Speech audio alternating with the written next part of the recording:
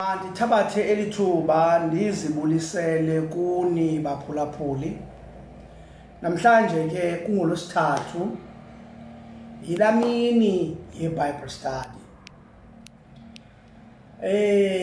Nikhona indawo ezithunyelweyo namhlanje, incwadi kaHoseya nencwadi yemizekeliso. Hoseya isahluko sesine, imizekeliso isahluko samashumi amabini anethoba 29. Bendizicelela ke into yokuba uzigcine ke ezo, uzifunde ke, ndizawuzenza ke kwixesha elizayo. Namhlanje ndinenye injongo ngenxa yesicelo sabantu abathile abasicelileyo. Masithobe intloko ke sithandaze. Bawo, siyabulela, siyabonga ngenceba nobabalo lwakho uba usilondolozile, isandla sakho sabaphezu kwethu, wasiphephisa kwingozi esizaziyo nesingazaziyo. Ngakumbi kulo bhubhane usuba imiphefumlo emininzi neefemeli ezininzi ezithe zaxhwaleka, zixhwalwa sesi sifo. Kwamanye amakhaya kusweleka utata nomama, ishiye elo khaya lilinxiwa, basale abantwana besophisa, bezibuza imibuzo angabakwazi ukuyiphendula.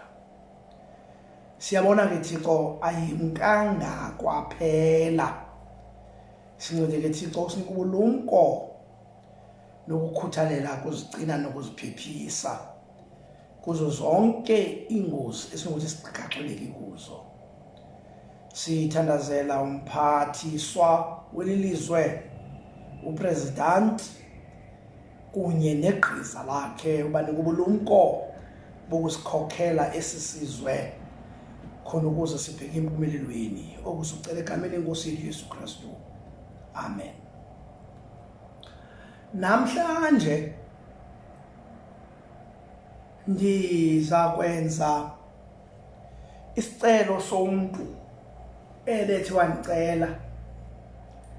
Abo bantu babendive ndishumayela ngencwadi kaJohane ivangeli.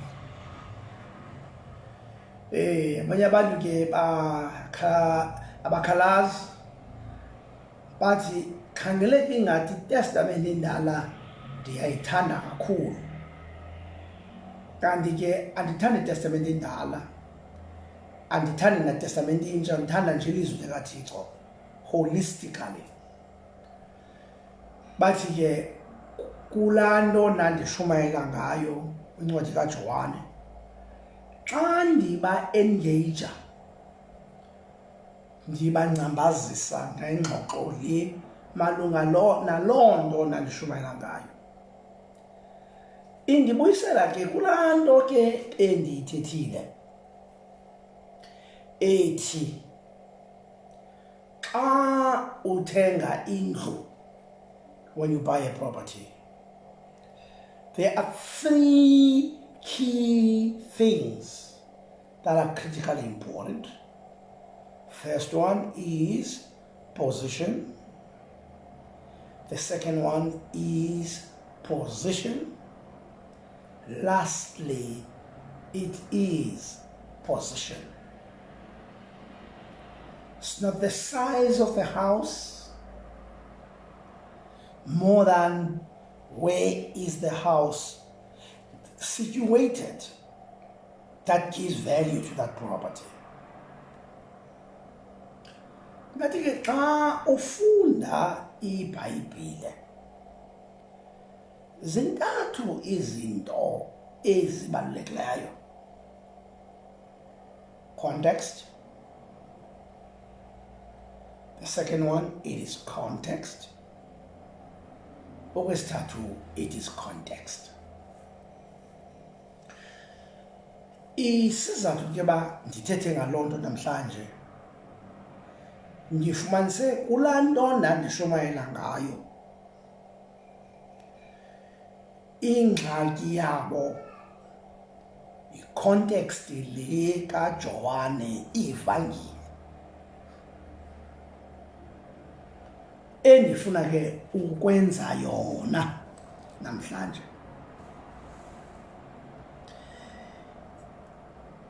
Kukho into apha kuJohane xa ibizwa kuthiwa it's a formal statement of the author. Uyabona ke kuzawuba nzinyana ukuba ngaba akunayo iBhayibhile in order for you to be with me whilst I am trying to explain this to you. The formal statement of the author, it is the purpose of the gospel. This particular gospel, he has a purpose, and he states that purpose so that it doesn't matter where you read in these 21 chapters of the Gospel of John. Don't lose sight of what is the formal statement, which is the purpose of the gospel, this particular gospel. If we can be so kind, we turn in the Gospel of St. John in chapter 20. We look at verse 30 to 31. If you have a Xhosa Bible, old one, it is 1247. It reads as follows. Let me read it in Xhosa first. Mininzi ke okunene neminye imiqondiso awayenzayo uYesu emehlweni abafundi bakhe, engabhalwanga kuyo le ncwadi. Verse 31. Kodwa le ibhalelwe ukuze nikholwe ukuba uYesu unguye uKristu, unyana kaThixo, nokuze nithi nikholwa nibe nabo ubomi egameni lakhe. It says, many other signs therefore did Jesus in the presence of the disciples. Iyavakala mos means now something here that is very important for you to take note of,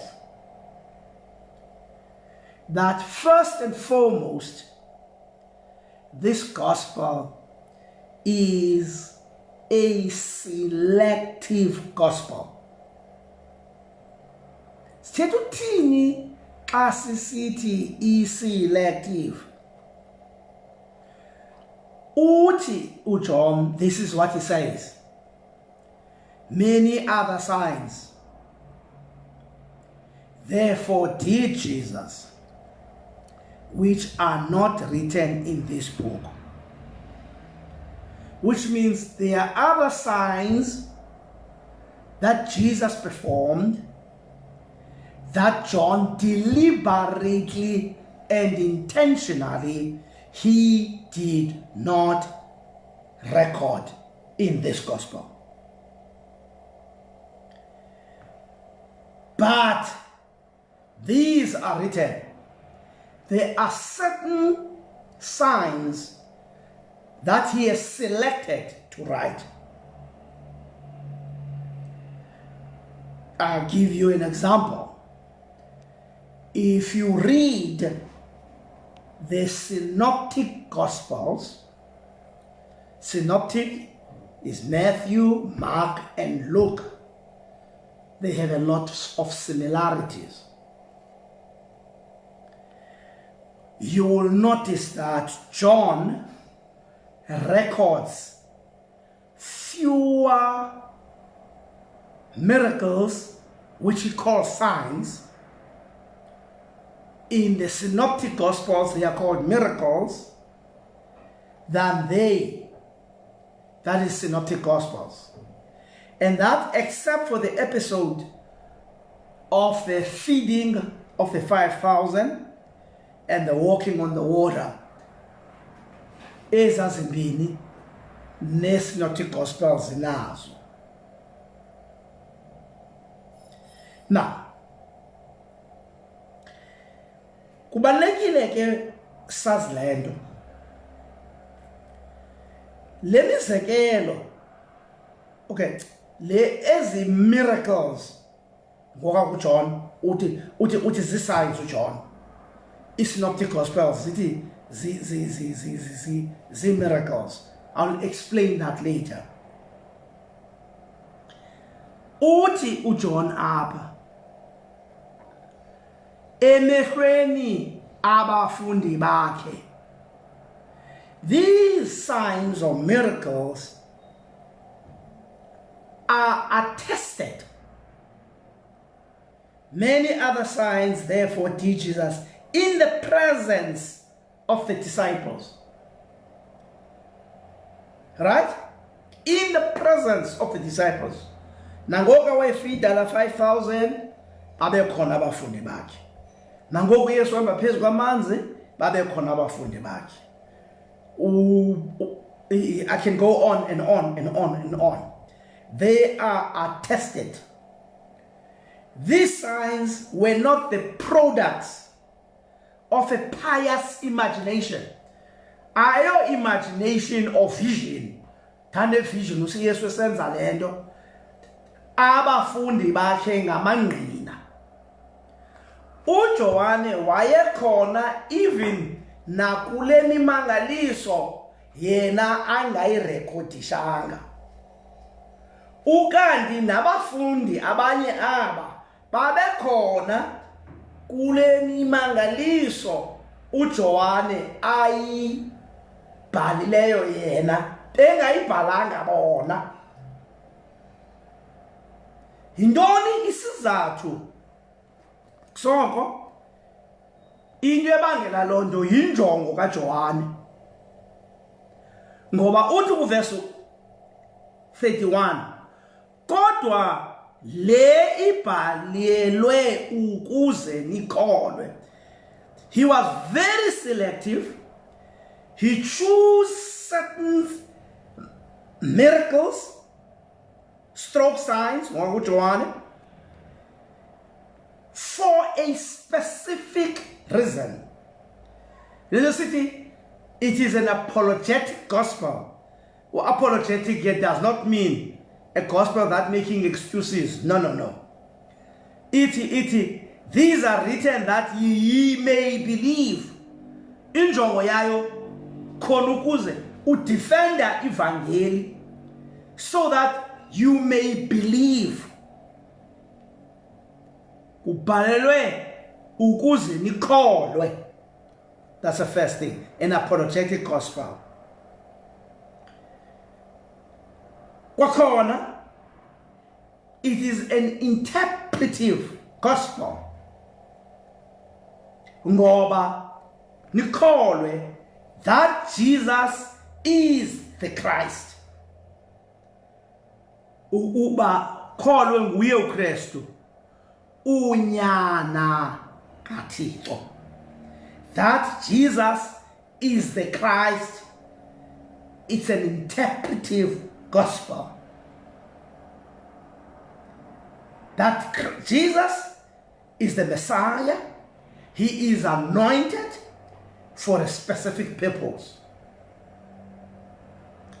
Not only that, unyana kaThixo, definitive gospel, the Son of God.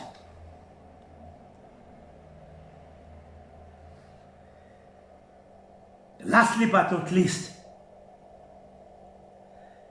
nikholwe, nokuze nithi nikholwe nibe nobomi egameni lakhe. It is an effective gospel that ye may have life. Sisibeke ke ezazinto ke na 30 to 31. It is a selective gospel. There are many other signs that are not written here, but these that I've selected is a selective gospel. And these signs Jesus performed in the presence of the disciples. It is an attested gospel that you may believe, an apologetic gospel that Jesus is the Christ, interpretive gospel, the Son of God, definitive gospel, defines him, and that ye may have life. That is an effective gospel. Effective gospel. Selective gospel 1, an attested gospel 2, an apologetic gospel 3, an interpretive gospel 4, a definitive gospel 5, and an effective gospel. That's 6. uJohane is a formal statement of the purpose of the gospel, why he is writing the gospel. He's very selective in terms of signs. The disciples are witnesses of that, of those signs in their presence. It's apologetic gospel that you may believe. It's very interpretive gospel that Jesus is the Christ. It defines the gospel. Definitive gospel is that he is the Son of God, and that you may have life. That is effective gospel. Very important. Do not come back again. Kulanto bendithethe ngayo apha kwivangeli kaJohn, in the Gospel of John, it's called the signs, and yet if you read in the Synoptic Gospel, we speak of the miracles. I'll come to that later. Now, that's the first thing. Okwesibini, secondly, apha kuJohn, awuqala iGospel kaJohn, when you start the Gospel of John, we have what we call excuse me, the prologue. The prologue. The prologue, it is the first, chapter 1, the first 18 verses. Eza verse zi-18 kwesasahluko sokuqala kwiGospel kaJohane. I hope ke ngokuba la Gospel kaJohane, you have turned on it, tshile kuyo. Ndifuna ke uqaphele lento. It is very important. Ndithemos eza verses zi-18 verses here. There are 18 verses. Njoba zi-18 nje eza verse, Ndifuna verse 6, 7, 8 bracket. You separate 6, 7, 8 and 15. Ndifuna ke uzibracket easier. Now you are left with 14 verses. Ngoba verses as 18, 1, 2, 3, 4 ndithi zona zikhuphele eqaleni. Yintoni lena imbanguba uzikhuphele eqaleni? Why do you separate these 4 verses? And I want you to listen to me carefully. And you concentrate in your own Bible. Verse 6 reads as thus. There came a man sent from God, whose name was John. The same came for witness, that he might bear witness of the light, that all might believe through him. He was not the light, but came that he might bear witness of the light. Verse 15. John beareth witness of him, and crieth, saying, This was he of whom I said, He is come before me, that cometh after me, for he was before me. Funeka sixhosa ke. Ala ku 6 verse 6. Kwakho umuntu uthunyiweyo evela kuThixo, ugama linguYohane, lo weza ukuba lingqina ukuze angqine ngalo ukhanyiso, ukuze bonke bakholwe ngaye. Yena lowo ube ngelulo ukhanyiso, weza kungqina ngalo ukhanyiso.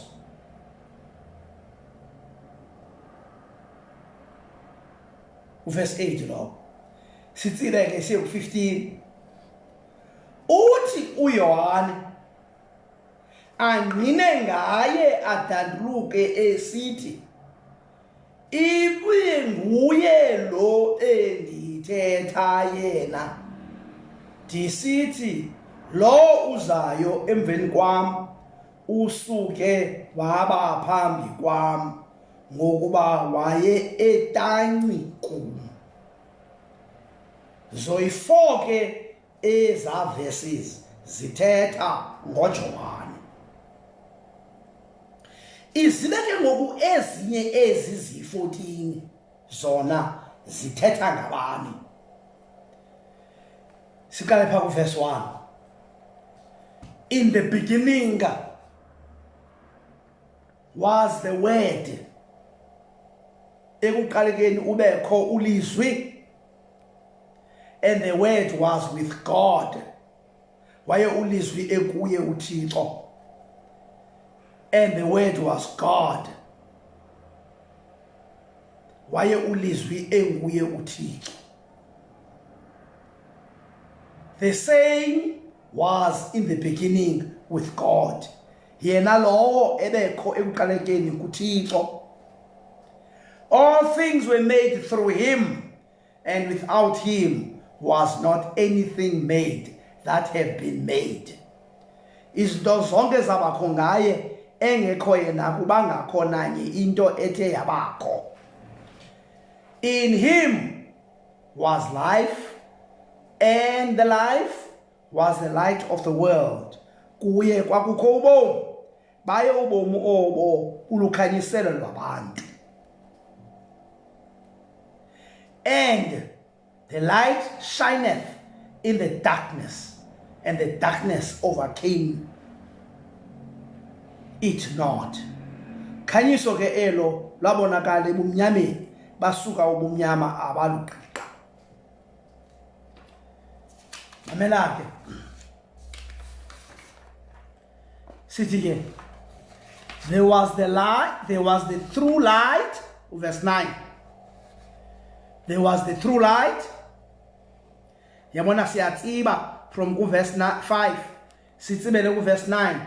Ngoba kaloku 6 no 7 no 8 utitha ngoJohn. There was the true light. Wayeke yena elukhanyiso oluyinyaniso olubakhanyiselayo abantu bonke esiza ehlabathini. There was the true light which lighteth every man coming into the world. He was in the world, and the world was made through him, and the world knew him not. Ube sehlabathini ke, ihlabathi labakho ngaye, ihlabathi alimazanga. 11. He came into his own, and they that were his own received him not. Weza kokwakhe baze abakhe abamvuma.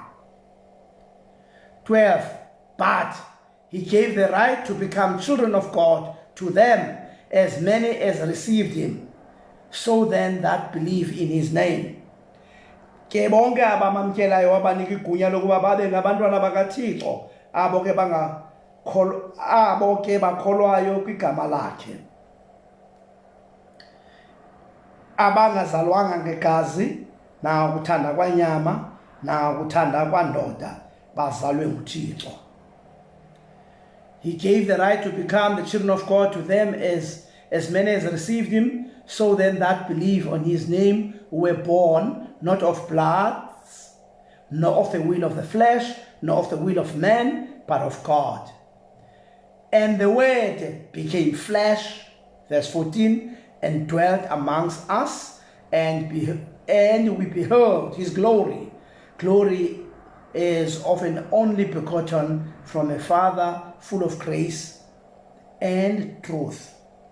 Ulizwi waba inyama, wahlala phakathi kwethu, sabubona ubuqhaqhawule bakhe, ophela kwamzeleyo, uyise ezele lubabalo na inyaniso. Sithi ke verse 16. For his fullness we all received, and we have received grace for grace.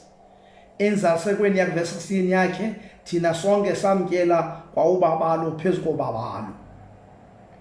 17. For the law was given through Moses, grace and truth came through Jesus Christ. Ngokuba umthetho wawiswa nguMoses, abakholona ubabalo nenyaniso nguYesu Kristu. 18. No man hath seen God at any time, the only begotten Son, he hath declared him, who is in the bosom of the Father. Akukho namnye wakhe wambona uThixo, unyana ukuphela kwamzeleyo, lo usesifubeni sikayise, nguye ocacisa oko. Verse 18, phela verse 18. Now, ezi verses zi-14 ezazi-4 zithetha ngumntu owayevela kuThixo, ethunywe nguThixo, unalo igama lakhe nguJohane. Wayezele ntoni? Wayezokungqina ngalo ukhanyiso. Ithi ke kodwa yena engelulo ukhanyiso. Cacisa kakuhle la nto le. So that it separates uJohn as a witness to the light. He was not the light, he was witness to the light. Yena wayevela kuThixo, ethunywe nguThixo, ogama lakhe linguJohane. The 14 verses speaks of the word ulizwi owasuka ulizwi wayekhona kwasekuqalekeni ekuye uThixo waye enguThixo owayekhona kwasekuqalekeni ezithe zonke izinto zabakho ngaye engekho yena kukhona into ekhoyo baye ubomi babakho ngaye ubomi obu bulukhanyiselo labantu kuthiwa ke lasuka elalizwi verse 14 lwaba inyama lahlala phakathi kwethu ezelela ubabalo nayinyaniso. Now the whole of those 14 verses zithetha nguYesu. Eza vesi ziyi-4 zithethe ngoJohane owayelingqina likaYesu, uYesu olukhanyiselo lehlabathi, uJohane yena engelulu ukhanyiselo engqina ngalo. Now khona vesi imamele ke ngoku ukuba ngabe eza vesi zi-18 for abashomayo, uba eza vesi zi-18 kweza vesi zi-18 i-4 ithethe ngoJohane ongqina ngokhanyiselo elinguYesu, then 14 inguYesu. Simple arithmetic. I-percentage yaloo nto ithethe ukuthi uJohane occupies 22% and the word elasuka laba inyama lahlala phakathi kwethu lisele inyaniso nalo babalo ekungekho nanye into ekhoyo ngaphandle kwakhe, zonke izinto zabakho ngaye, forms 78%. Now again, listen to this. It gives you a principle here that yamona utata founder okanye ubishop okanye archbishop okanye upope okanye usombawo, he cannot be the dominating subject of the sermon. Landise uJohane kwenye indawo athi mna mandinciphe ande yena. Amakhosha amaninzi, you find that Jesus is eclipsed by the preacher. Ufumanisa uba umyalezo lona ugcwele umshumayeli okanye ugcwele icawe le yakhe okanye ugcwele inkokheli yakhe. uYesu mncinci apha unikwe ratio. uJohane lona ulingqina ilungiswa lanto zibekwa nje ilungiswa lanto nje zibekwa kula verse 6 ithi kwakukho umuntu othunyiweyo ovela kuThixo ogama linguYohane, lo weza ukuba lingqina ukuze angqine ngalo ukhanyiso ukuze bakholwe ngaye. Verse 8, yena lowo ubendwelulo ukhanyiso weza kungqina ngalo ukhanyiso. You see ngamanye amagama singathi basiparaphrase lanto. Kwakukho umuntu othunyiweyo evela kuThixo ogama lakhe nguJohn Wesley. Kwakukho umuntu othunyiweyo ogama lakhe nguJohn Calvin. Kwakukho umuntu othunyiweyo ogama lakhe inguEllen White. Kwakukho umuntu othunyiweyo ogama lakhe unguNicholas Bailey.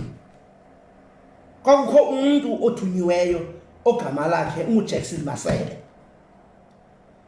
Lo weza kuba lingqina ukuze angqine ngalo ukhanyiso ukuze bonke bakholwe ngaye, bangakholwa kuye bakholwe ngaye kola khanyiso angelilo yena alingqina layo. Yena lo bengolulu ukhanyiso weza kungqina ngalo ukhanyiso. Waye ke yena elukhanyiso oluyinyaniso. Yabona uvalelwe ke ngokuJohn, bakuyekiwe ke ngokuthethwa ngoJohana 6:7-8. Once kufika ku9 kuthethwe ngoYesu kuthiwe wayeke yena elukhanyiso oluyinyaniso elibukhanyiselayo abantu bonke esiza ehlabathini. uJohane yena ebizelwe into yokuba ngqine ngelakhanyiso, yena kodwa engelilo elakhanyiso. Abantu ndiyavakala engelilo lekhanyiso. Ungayicingi le vesi uyicingayo, suyicinga la vesi ikuJohane, I think iku-Matthew, ithi ke nina nilukhanyiselo lehlabathi. Because uzathi iBhayibhile iyaphikisana, because apha kuJohane nakwindaba 9 ukuba uYesu ulukhanyiselo lehlabathi, nalapha kuthiwa yena elukhanyiselo lehlabathi. Then ke ngoku nawe ukuthi ulukhanyiselo, so ke ucaba ke ngoku mahluko phakathi kwakho noYesu. noYesu ulukhanyiselo, nawe ulukhanyiselo. Uyayibona loo nto le? Masiyenze lula ke laa nto, masiyenze lula laa nto. Uba ngaba ke wakafunda into kuthiwa i-geography, you will notice that into yokuba the sun has the light, the moon reflects the light of the sun. The moon hasn't got a light of its own, interested light. I-reflector, i-light yelanga. Kaba xa ukhona kuthiwa i-eclipse, xa ngexesha elithile ufumanisa uba umhlaba ungene phakathi kwelanga kunye nenyanga. Ufumanisa ke ngoku la light yela langa, it has been eclipsed, igunywe ngumhlaba. Ufike ke ngoku inyanga leya ingenakukhanya. Eva yandima ndithi umhlaba, ilizwe masithi umhlaba. Ya yona ke iyafana ke lanto leba liyakwazi ukungena ihlabathi phakathi kwakho noYesu. uYesu is the light. Wena, like a moon, you reflect the light of the sun. Sun, S-O-N. The moon reflects the light of the sun, S-U-N. Then, once there is something that moves between the sun, S-U-N, and the moon becomes totally dark. Once kungenindo phakathi kosun, S-O-N, wena mshumayeli akubi lulo olakhanyiso, bekuthiwe ululo. So in order for you to keep reflecting that light, make sure that ayikho into ephakathi kwakho nesun that eclipses you. Now. Let's come back. Let's come back to this. Now, Psalm 15. Uthi uYohane angqine ngaye adanduluke esithi. Uthi uJohn Wesley angqine ngaye adanduluke esithi. uYohane akangqini ngaye, akangqini ngaye, noCalvin akangqini ngaye, noKnox akangqini ngaye, ungqina ngaye, noEllen White akangqini ngaye, ungqina ngaye. So thina bantu bakulamahlelo silandela abaJohane babe ngamangqina. Khonto wrong kulo nto. Kodwa as long as we are aware that abantu abalulo ukhanyiso, there mustn't be a competition. Don't confuse abantu bangayazi bale nkonzo kukholelwa kuYesu okanye kukhonyelwa kuJohn Wesley na. No, akukholelwa kuJohn Wesley. uJohn Wesley lingqina la light, yena akayiyo ilight uJohn Wesley. It becomes too much, about every second statement. John Wesley this, John Wesley that, John Wesley that, Knox what, and then what, and then why this, you hear more of what John says than what Jesus says. In the same, they cannot be in the same path. That's the principle that the gospel gives you from the very onset, and that is how the gospel.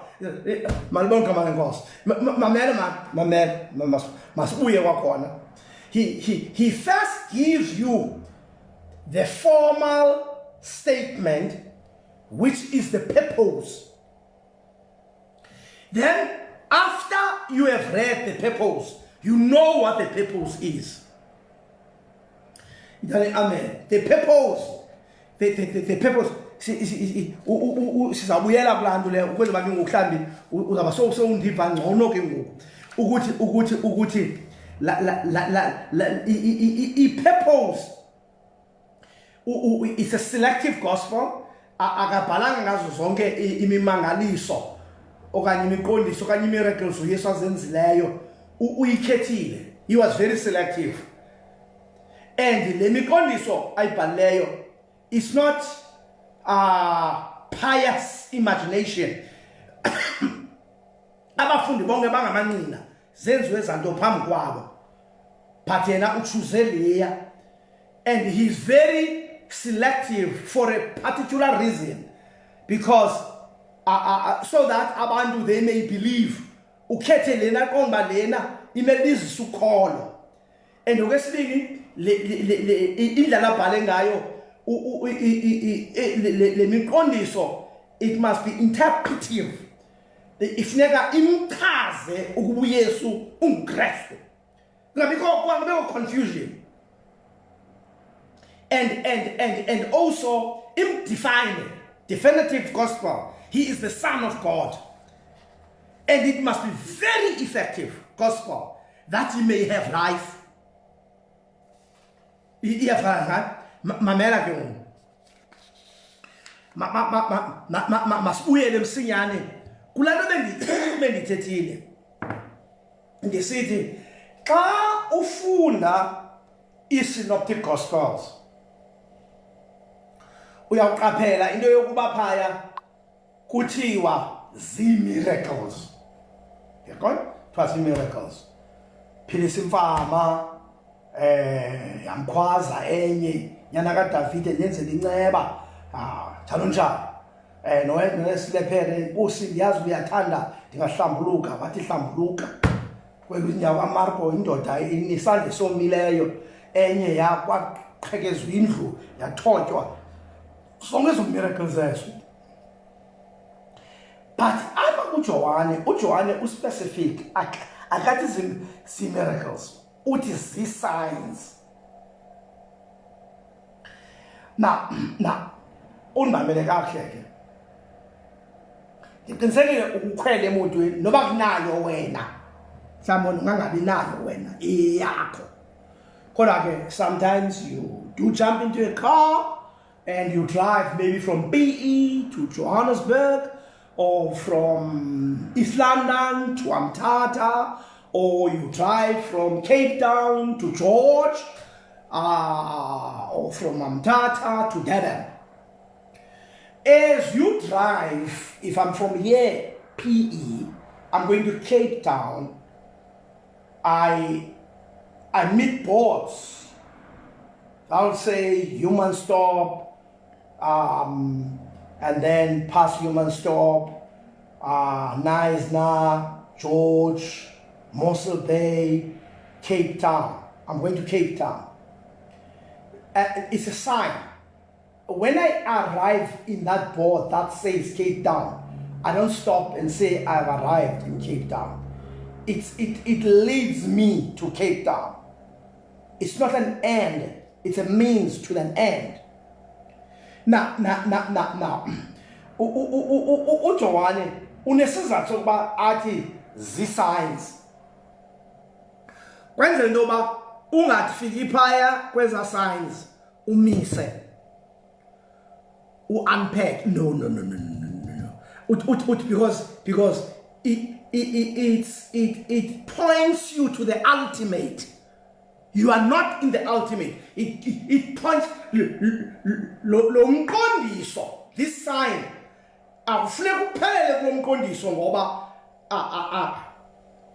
Akuziswanga kulomqondiso. Lo mqondiso imamsiya nicacisele kakuhle.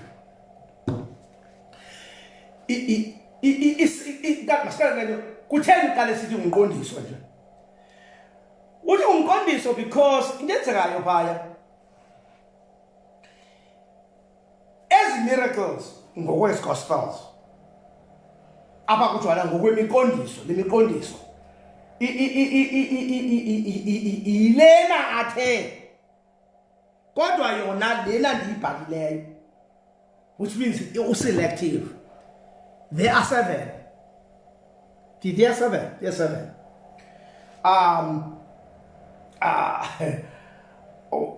Uphiliswa kwalandoda. I'm not going to go through all of them. Khona namfana waphiliswayo wendoda enkulu eyaza kuye unyana wayo yagula. Wathetha nayo yaphila. In fact, before ufikelele apho ekana wasinja amanzi abayiwine, ugqithe apho yothi chapter 5, landoda ina 38 years, wasuka apho yothi chapter 9, landoda yayihlele ecaleni kwendlela imfama. The list here is long. Qhubekeka ke John 11 njalo njalo. Qhubekeka sizibiza ke lemiqondiso uYesu wayenzayo kulavangeli kaJohane. Isizathu sokuba kuthiwe imiqondiso rather than ayuse igama lokuba miracles athi sign, because uYesu uno I am 7 I ams abasebenzisayo kule vangeli kaJohane. I'm the light of the world, I'm the bread of life, I'm the life, I'm the resurrection, I am njalo ke azithatha izinto athi uzizo. But into eqaphelayo uYesu uthi I am the light, avula amehlo emfama. Uthi I am the light ends the sign to confirm le nto athi uyiyo. I'm the resurrection, at Lazarus come forth. I'm the bread of life, then at Lisabantu is hunger. At I am life.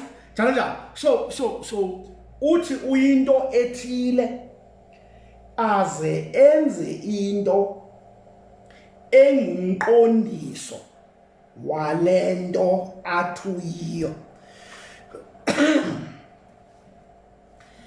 Anaviyavakala le ile isinzimelayo ke yabona lanto ba uthi uyinto ethile umzekelo ke lo mhlawumbe uthi into ethile ne, but kungabikho senzo esingumqondiso walento uthuyiyo. You see, that's why people, they don't have that much of a problem in what we say more than they have a problem. No, they have no problem in what we say we are.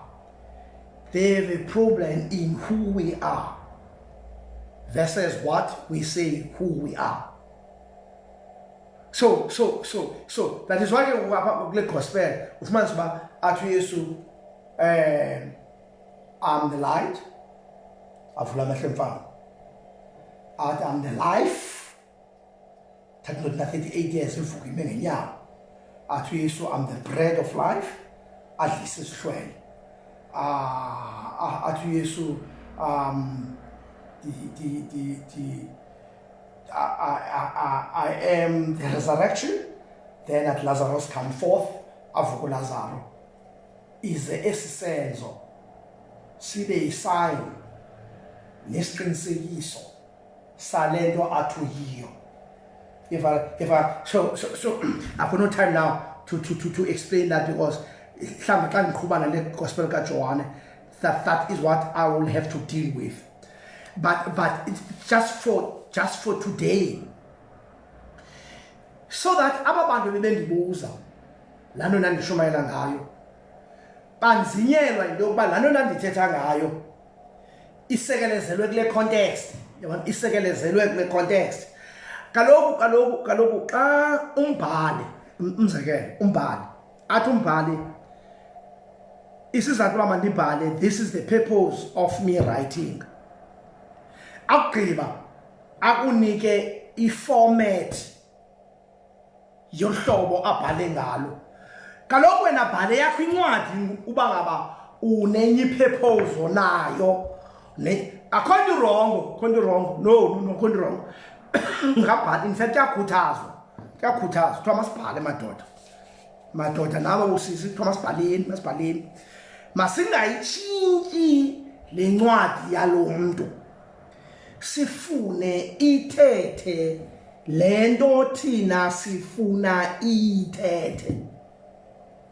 Into yokuqala kufuneka sifumane ipurpose le yombhali, yintoni mbambabhale lo mntu le ncwadi. Utata uMandela ubhale Long Walk to Freedom, unenjongo yokubhala la ncwadi, unayo nencwadi ethi Conversation with Myself, unayo nenye incwadi ethi Bafana, Goodbye Bafana. Zincwadi zakhe eziya zahlukene, unenjongo ngenjongo kweza ncwadi, right? Nafuna la njongo ke ndingabhali enye incwadi kule ncwadi katata uMandela, no, kufuneka ndilandelela la purpose yakhe. So i-purpose yalo yakaJohane, it's not something that I am thinking, it's not something that I'm fabricating, it's not imfundiso yasekhaya, no, imfundiso yasekhaya. Ngoba kuthiwa imfundiso yalapha ekhaya, mayimi imfundiso yasekhaya. Ithini i-purpose kaJohane obhala le ncwadi? Ukunike 1, 2, 3, 4, 5, Z6. A selective gospel, what is a tested gospel, what is an apologetic gospel, what is interpretive gospel, what is definitive gospel, what is an effective gospel. Andibhalelanga for entertainer, ndibhalele khona ukuze ukholwe, and wabukholiwe ube nobomi obungaphakathi. Ukholwe intoni? Ukholelwe kuba uYesu ungunyana kaThixo. And not just unyana kaThixo, that he is the Christ, he is anointed, he is the Messiah for the redemption of mankind. And so that you may believe. And as signs they happen in the presence of the disciples. It's not an imagination. And futhi mininzi eminye engakhange ndibhale. Uyabona le banixelela yona oMarko, noMateyu, noLuka. Marko uvulwa konke lanto koqhaqhwa kweroof, kwahliswa umuntu waphiliswa. Unandikhona pha, ndandikhona. Unyanisile uMarko. Ndilingqina lalanda. Ndilingqina kakuhle. Nala namfazamfama azigwaza Yesu nyalandi ndikhona. Uyibhalile uMarko lando noMateyu ndikhona. Banenjongo yabo yobhala lando, injongo yabo. Nabo bakhethile ababhala lela kuvusa uLazaro bakhona abayibhalanga. Bakhona ngoku le ndoda ku9 imfama ihletsa kwendlela. Bakhona phayekana kulomtshado. That first miracle sisi invite nguMaria pha. Si invite ukangaphensa ufeyithanga Yesu, umuntu wayepha nguMaria. Sahamba naye ke sonke nomama nonyana wakhe ukuze athinje lamanzi. Ezachapha zibhalanga la, ndibhalile mna. Ndiyikhethile kulaa mimangaliso, ndiyikhethile. Andiqondisi, ndayikhetha nesizathu uba mandikhethe. Nangoku uYesu ngela cala elasango eBhek kwesaa sibhedlele, ndibana nabantu balele phaa baninzi, wafika kulaa mntu 38 years. Siphaya sihamba naye, ndikhona, bakhona nabo bayayazi bazibhalela ndiyazazi ndilingqina labo bathetha inyani I am very selective for a specific purpose. Hey man, is that right? Is that right? Akunike ke ngoku la purpose, right? Akunike la purpose. Ibekwe ecaleni la purpose. Athi ndifuna ke ngoku ndikunike i-format so that xa ufunda ngalamfama ithande amen. Xa ufunda ngalamfama iphilisa ecaleni kwendlela. Okay, xa ufunda ngalandoda ina 38 years chapter 5. Okay, xa ufunda ngokutshintshwa kwalamanzi abe iwine.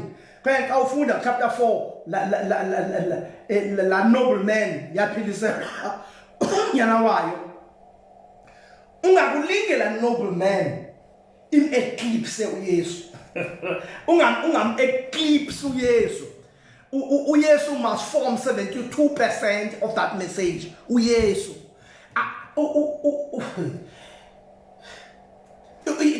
This is the format akunika yona. You are given a format. Sukuthi xa ushumayela ngalandoda ngalamfama, yabona ukuthi ushumayela ngalamfama. Okay. Masihlambe okanye ke ushumayela uJohn 11, yabo.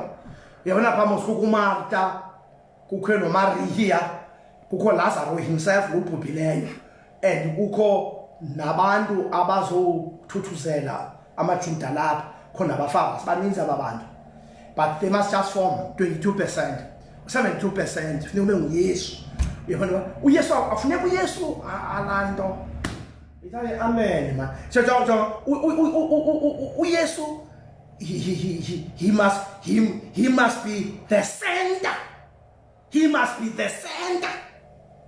La weke John apha uJohn verses 4 kwezi 18 and zimipieces there kuthiwe yena ke wayengumntu. Yabona iyohlulwa kuthiwa uYesu wayelilizwi owayekho kwasekuqalekeni ekunye noThixo enguye uThixo kungekho nanye into yake yabakho engekho yena uYesu. Then kuthiwe ke ngoku sokuthe kwaze kwabakho umuntu unegama, igama lakhe nguJohane. Yintoni? Wayezokungqina ngantoni? Ngalo ukhanyiso. Uverse 5 uthe ke uYesu wayela ukhanyiso, azongqina ngalo ukhanyiso. Phofu kwenza ungaphazami verse 8, yena engelilo ukhanyiso, kalilo yena ukhanyiso, uzongqina ngalo. So that there is no confusion here. So that Jesus cannot be eclipsed. You see, Uba founder no yena, he has done a good job. Let me tell you something. Don't underestimate. Those people have suffered. Those people have worked very hard. Most of them, they died very, very poor.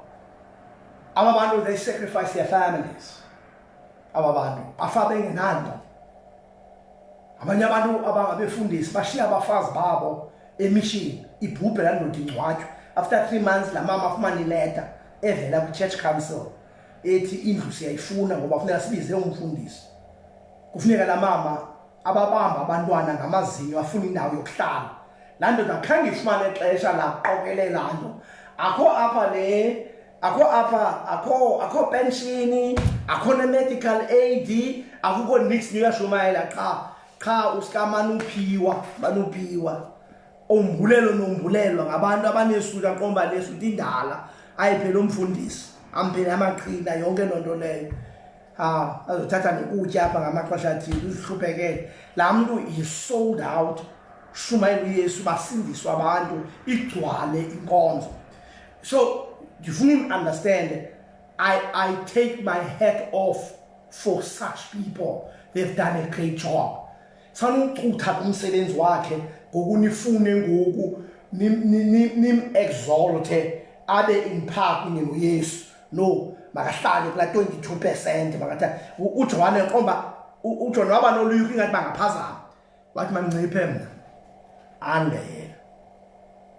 uJohn wathi mina funeka ndinciphe bemncinci mandibe mncinci abe ande sometimes ke abantu ke bayatsho bani sithi balandeli silenza abantu omkhulu engakhange atsho yena then ngoku iphelele ke ngoku le nto i-cult iphelele i-cult iphelele laa nto i-anthropocentric anthropocentric from anthropos, that's a Greek word which means man. Then you get the study of anthropology, the study of man. Rather than lengonzo, either theocentric from theos, God, theocentric and Christocentric. Is esazulwini sayo imengo Thixo isekelezelwe kuYesu. Ingasekelezelwa emntwini. Watsile njalo nje le nkonzo it is a cult because it is anthropocentric rather than theocentric and Christocentric. That is why ke ngoku dithatha that formal statement of John, then dithathe ke ngoku la prologue ndohlule eza verses yi-4 from kwezi zi-14 ezi-4 ezireversa kuJohn. Qha ke then ke ngoku you come to the book of John with that understanding, you begin to see that book in a different light. Yohlukana ke ngoku na elike lilizwi likaThixo unoyolo livayo agcine alenze uzukulu lwakho imbeko indili ukuyikeka kwizolo kwenamhlanje ngonaphakade. Amen.